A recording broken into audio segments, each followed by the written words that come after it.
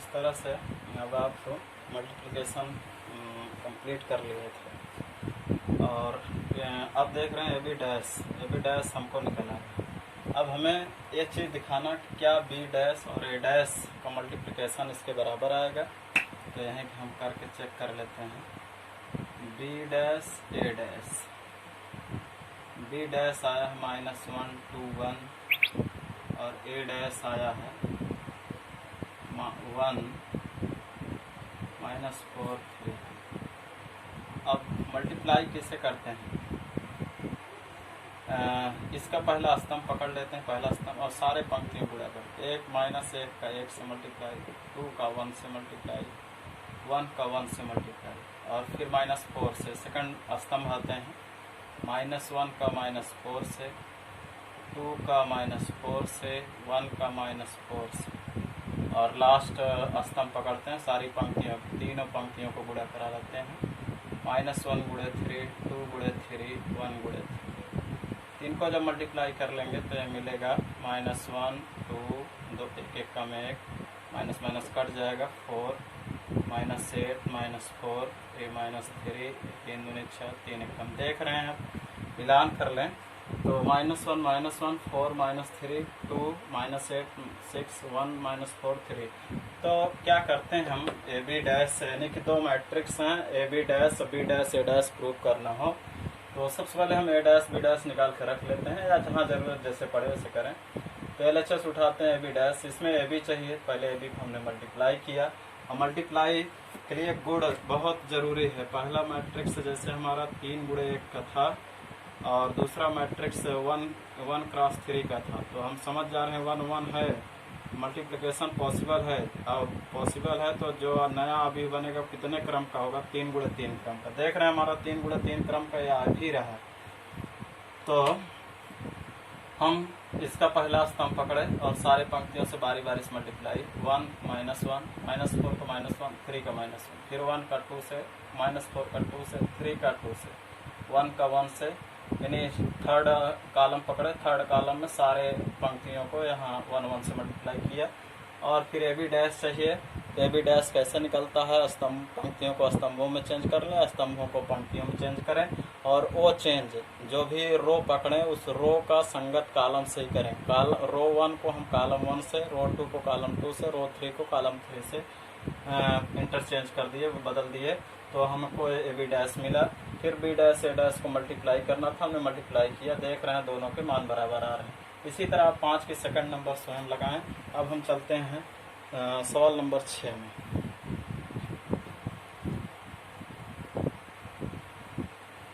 और एक चीज़ ध्यान रखें कि जब तक आप प्रैक्टिस स्वयं नहीं करेंगे, चाहे जैसे पढ़ें चाहे जहाँ से पढ़ें, लेकिन प्रैक्टिस जब तक नहीं होगी तब तक कुछ आएगा नहीं। सोचो कि घोल कर पिला देंगे सर जी, घोल कर पिलाने वाला काम नहीं है सब मैथ। आप स्वयं पढ़ें, आप स्वयं लगाएं। इसके बाद हम देख रहे हैं 6वें नंबर के सवाल। 6वें नंबर में है फर्स्ट क्वेश्चन कि यदि ए बराबर cos अल्फा हो। फर्स्ट सवाल है, ए बराबर दिया है cos alpha minus sine alpha और साइन अल्फा और cos अल्फा, ए मैट्रिक्स कह रहा सत्यापित करिए कि ए डैश ए बराबर आई आएगा।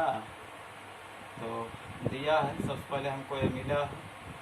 सवाल कैलकुलेशन करते वक्त लिखने का तरीका देखें, बहुत ज़रूरी होता है। साइन अल्फा cos अल्फा, सबसे पहले इसका डैश निकाल लें तो इसका डैश आएगा, डैश माने परिवर्त। इस पंक्ति को स्तंभ में बदलें, स्तंभ में ऐसे हो जाएगा। इस पंक्ति को दूसरे स्तंभ में minus sine alpha cos alpha. अब हमें गुणा करना है इसका ए डैश ए को गुणा कैसे करते हैं देखते चलें लगातार। साइन अल्फा cos अल्फा, आप लोगों की एक आदत ये है कि कोई सवाल के लिए कमेंट भी नहीं करते हैं कि आप ये क्या ऐसे लगाया हमने। कुछ तो कम से कम बात रखा करो अपने कि हाँ सर अब एक्सरसाइज हो जाएगी, नहीं हो पाएगी, कौन सी सवाल डिफ़िकल्ट हो रही है। कभी भी इन सब चीज़ों के बारे में आप लोग सोच नहीं रहे हैं, और ये जान लीजिए पेपर होना ही होना है, और आप अपने पढ़ाई के प्रति गंभीर हो जाइए। 12th क्लास है, अगर अच्छी मार्कशीट या अच्छे नंबर आ जाते हैं तो और जगह भी द्वार खुले रहते हैं। तो आप इन सब चीज़ों के लिए थोड़ा सा एक बनाइए, गंभीर होइए पढ़ाई के प्रति। इस कोरोना महामारी है ही, लेकिन हम उस महामारी को लड़ते हुए भी अगर सफल होते हैं, अच्छा काम करते हैं, अच्छी पढ़ाई मेहनत करते हैं, तो उसका एक अलग ही रुतबा रहेगा, अलग ही बदलाव होगा। देखते हैं मल्टीप्लाई कैसे। इस स्तंभ को, पहले स्तंभ को पकड़ लेते हैं सेकंड मैट्रिक्स में, और बारी बारी से सारी पंक्तियों को, पहले वाले अवयव सारी पंक्तियों को गुणा करा लेते हैं। पहली पंक्ति कास कास गुणा होगा cos square alpha, sine sine गुणा होगा साइन स्क्वायर अल्फा। इस पंक्ति का इस स्तंभ से, इसका इससे गुणा, इसका इससे गुणा। फिर आते हैं दूसरी पंक्ति पर, इनका इनसे गुणा, माइनस साइन अल्फा का कास अल्फा से प्लस कास का साइन अल्फा से। नेक्स्ट सेकंड कॉलम यूज करते हैं इनका, तो कास का साइन से, तो cos alpha sine alpha. Minus क्यों आगे लग गया, क्योंकि माइनस है। साइन का कास अल्फा, बीच में प्लस लगता है हमेशा, और कास ये हुआ, इनका इनसे गुणा होगा तो माइनस माइनस प्लस हो जाएगा, sine square alpha plus cos square alpha. आप देख रहे हैं कि ये दोनों कट जाएंगे, कट जाएंगे। Cos square theta plus sine square theta की वैल्यू 1 0, ये 0, ये साइन स्क्वायर अल्फा है। एक की कौन सा मैट्रिक्स लग रहा है, दो कोटि का आइडेंटिटी मैट्रिक्स लग रहा है, जिसको हम आई लिख सकते हैं। इस तरह देख रहे हैं डैश ए बराबर आई प्राप्त कर ले रहे हैं।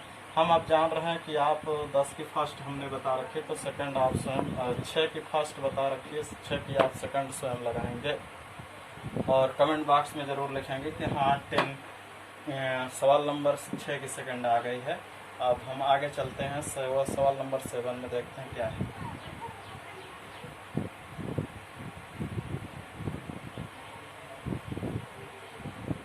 सवाल नंबर 7 में क्या है देखते हैं। कह रहा कि सिद्ध कीजिए एक मैट्रिक्स है, और सम्मित और असम्मित, सम्मित और असम्मित के लिए हमने डिफिनीशन बहुत बेहतरीन ढंग से पढ़ा रखी थी कि अगर एक कोई मैट्रिक्स है, उसका हम डैश करते हैं, यानी उसका परिवर्त करते हैं, वही मैट्रिक्स फिर आ जा रही है, तो हम कहेंगे कि हाँ वो सम्मित अवयव, जो मैट्रिक्स दिया वो सम्मित अवयव। और अगर ए डैश निकालें वो माइनस से के बराबर आ जाए तो विषम सम्मित होगा। तो हम सम्मित के लिए बता रहे हैं 11 में फर्स्ट, 7 में फर्स्ट नंबर। आप सेकंड की जरूर चेक करेंगे क्या वो माइनस कॉमन करने पर विषम सम्मित आ रहा है। देखते हैं। ए बराबर एक सवाल है, ए बराबर लिखा है 1 - 1 और 5 लिखा है -1 2 1 5 1 3। तो यहाँ इसका डैश निकालते हैं, ए डैश क्या आएगा, ए डैश इसको परिवर्त कर दें 1 - 1 5, इस पूरी पंक्ति को पहले स्तंभ से, -1 2 1 इस पंक्ति को दूसरे स्तंभ से, 5 1 3। क्या देख रहे हैं, कोई चेंजेज है इसमें? देख रहे हैं यही मैट्रिक्स परिवर्त करने के बाद भी वही मैट्रिक्स आ रहा है। तो अतः अवयव ए क्या है, सम्मित अवयव है, तभी ऐसा हो रहा है। अतः अवयव ए क्या है, सम्मित अवयव। ए डैश बराबर ए आ जाए तो सम्मित अवयव है। अगर ए डैश बराबर निगेटिव ए के माइनस कॉमन कर लेने के बाद ए के बराबर आ जा रहा है तो विषम सम्मित होगा। तो आप 7 के सेकंड भी स्वयं लगाएंगे। और ये अभ्यास वैसे बहुत ही सरल था, लेकिन हमें बताना ही पड़ रहा है। उसके बाद देखते हैं 8वें सवाल। 8वें सवाल में देखें क्या लिखा है। एक मैट्रिक्स दिया है, कह रहा सत्यापित कीजिए कि ए प्लस ए डैश सम्मित होगा। ये सब कॉन्सेप्ट में ही हमने बता रखी है।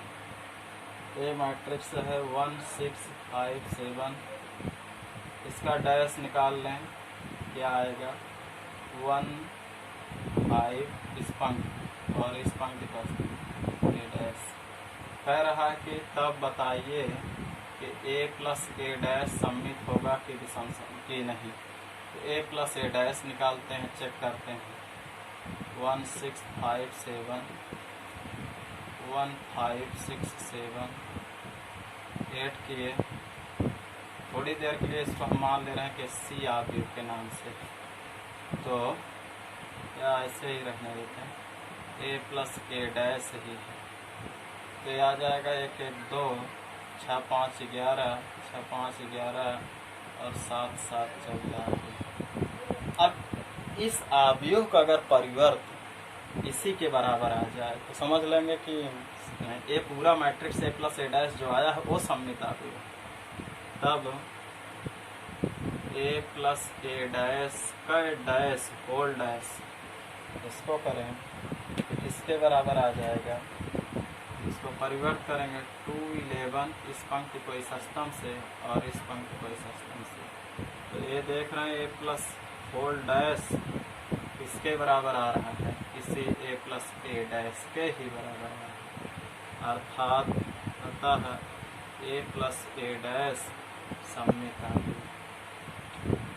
सममित के लिए आप एक जो परिवर्त करने के बाद आव्यूह है अगर उसको एक दूसरे पे अध्यारोपित करें तो सभी अवयव सेम स्थानों पे आ जाएंगे सममित आव्यूह। तो ऐसे एक बताए थे कि अगर ए प्लस ए डैश है सममित, एक थ्योरम भी बता रखे थे कि ए प्लस ए डैश हमेशा सममित आता है और ए माइनस ए डैश जो है विषम सममित आता है। तो आप इसकी सेकंड सवाल नंबर आप स्वयं लगाएंगे 8 के। अब हम आ जाते हैं सवाल नंबर 9 देखते हैं।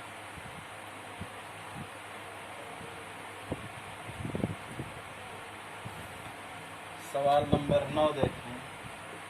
नोट्स आप तैयार रखेंगे क्योंकि जब भी स्कूल खुलेगा या हो सकता है कि सितंबर में स्कूल खुलने की उम्मीद बन रही है, खुलता है तो हम इसको ज़रूर चेक करेंगे। 0 माइनस से और तेजी से फिर सवाल को खींचते चलेंगे। ए 0 सी बी सी 0 ये दिया है तो कह रहा हाफ ए प्लस ए डैश याद करिए, हाफ ए प्लस ए डैश और तथा हाफ ए माइनस ए डैश। तो देखें कैसे करते हैं। यहाँ ए डैश कितना है, ए डैश माने इसका परिवर्त कैसे करते हैं, पंक्ति को स्तंभ माइनस ए 0 सी माइनस बी सी 0 ए डैश आ गया। तब ए प्लस ए डैश कितना आएगा, दोनों को जोड़ देते हैं ए में,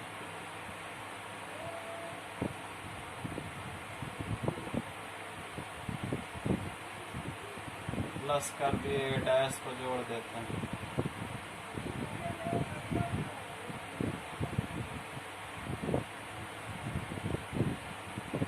तो ये आएगा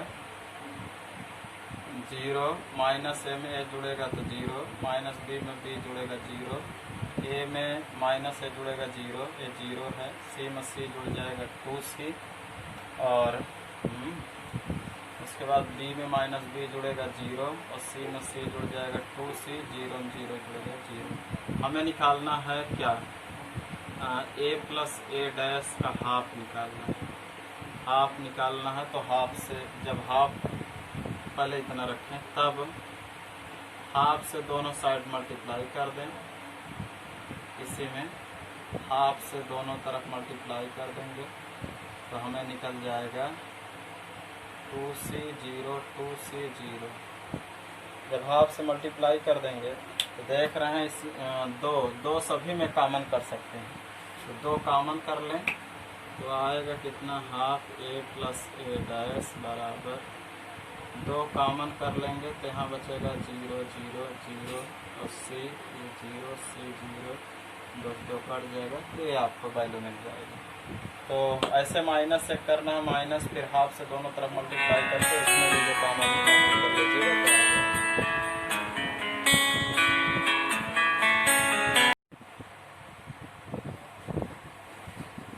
तो देखें इसको कैसे अब करेंगे हम गुणा, इसमें कि पहले इसमें पहले स्तंभ पकड़ते हैं और सारी पंक्तियों से मल्टीप्लाई, 1 का -1 से, -4 का -1 से और 3 का -1 से, और फिर दूसरी स्तंभ पकड़ते हैं 1 का 2 से और -4 का 2 से और 3 का 2 से। फिर तीसरी स्तंभ पकड़ते हैं 1 का 1 से, -4 का 1 से और 3 का 1 से। इस तरह से 1 1 का -1 ऋण ऋण कट जाएंगे, 4 1 कम 4 3 एक कम 3, 2 एक कम 2, 4 दूनी 8, 3 दूनी 6, 1 एक कम 1 -4 और 3 एक कम 3। इस तरह से ए बी अकेले आया। अब हमको चाहिए ए बी डैश, तब ए बी डैश बराबर होगा, हमको इनको परिवर्त कर देना। परिवर्त कैसे करते हैं? पंक्ति को स्तंभ में चेंज कर, इस पहली पंक्ति को पहले स्तंभ में चेंज कर।